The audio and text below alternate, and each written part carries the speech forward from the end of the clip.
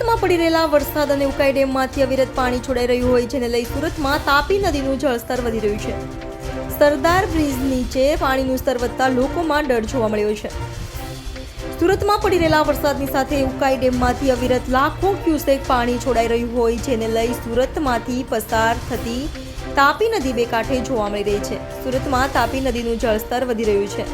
સરદાર bridge નીચે પાણીનું સ્તર વધ્યું છે. 7.5 મીટર પાણીનું લેવલ છે. તો અડાજણ સરિતા સાગર સંકુલમાં ધીરે ધીરે પાણી ભરાવાના શરૂ થયું છે. ઉકાઈ ડેમમાંથી લાખો હજાર ક્યુસેક પાણી છોડાઈ રહ્યું છે જેને લઈ અડાજણ વિસ્તારમાં સ્વામિનારાયણ મંદિરની સામેથી સુરત પાણી પ્રવેશી રહ્યું છે.